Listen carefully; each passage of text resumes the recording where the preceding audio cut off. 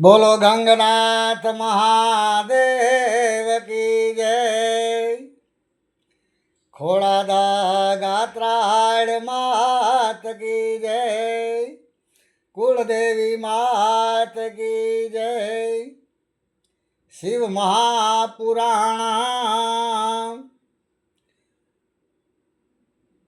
અધ્યાય 6 અને કથાનું નામ શિવ પુરાણ સાંભળવાની વિધિ.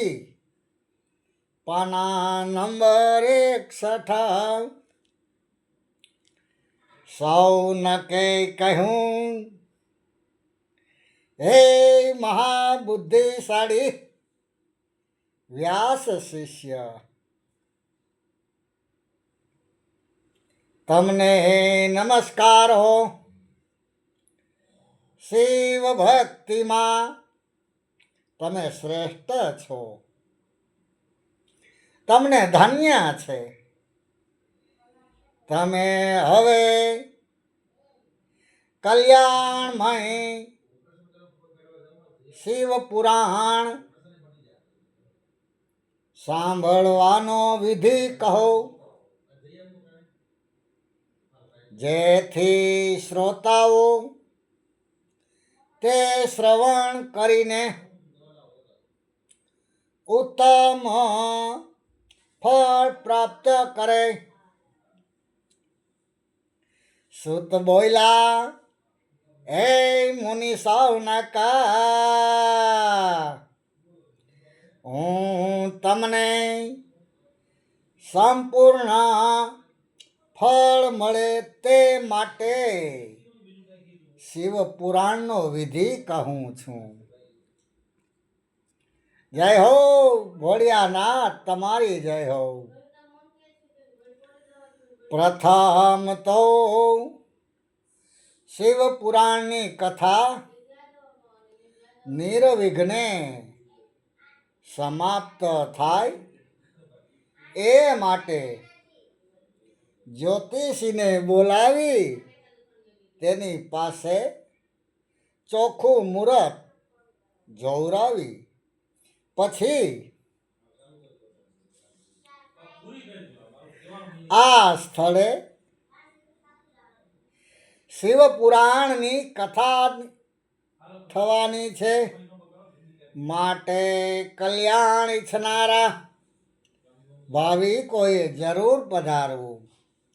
આવો સંદેશો મોકલી જેઓ દૂર રહેતા હોય એવા ભાવિકોને તેમજ સ્ત્રી,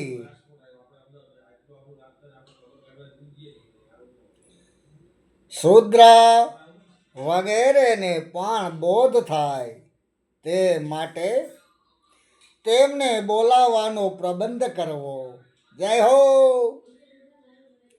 દેશે દેશમાંથી કથા સાંભળવામાં તેમજ શિવનું કીર્તન કરવામાં ઉત્સુક હોય એવા શિવ ભક્તોને તેડાવવા અહીં સાધુ સમાજ એકત્ર થશે અને શિવ પુરાણના પારાયણનો શ્રેષ્ઠ ઉત્સવ થશે.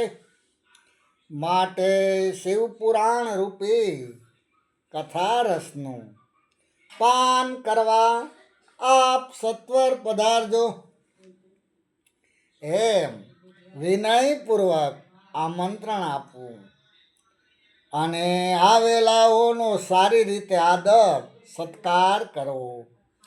પછી પારાયણ માટે આવેલાઓનો સારી રીતે આદર સત્કાર કરવો. પછી પારાયણ માટે શિવ મંદિરમાં, કોઈ તીર્થમાં કે પોતાને ઘેર ઉત્તમ વ્યવસ્થા કરવી. તે સ્થળની જમીન શુદ્ધ કરી લીપવી. કેળના સ્તંભોથી સુશોભિત એક ઊંચો કથા મંડપ ત્યાં રચવો અને તેની ચોપાસ ફળ ફૂલ, ધ્વજા, પતાકા, આસો પાલવના તોરણો તથા સુંદર ચંદરવાઓથી મંડપને સુશોભિત કરવો.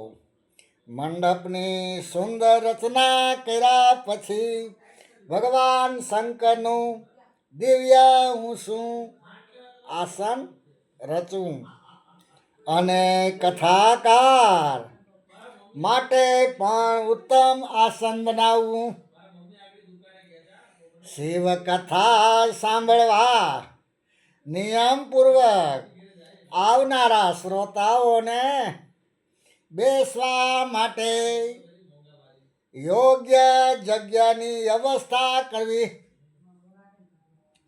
ઘરના આંગણે થતા વિવાહમાં જેવી પ્રસન્નતા હોય છે તેવી જ પ્રસન્નતા તે વખતે રાખવી.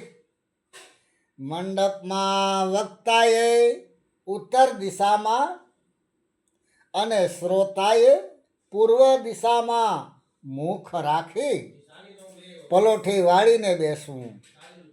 વક્તા અને શ્રોતાનું બંને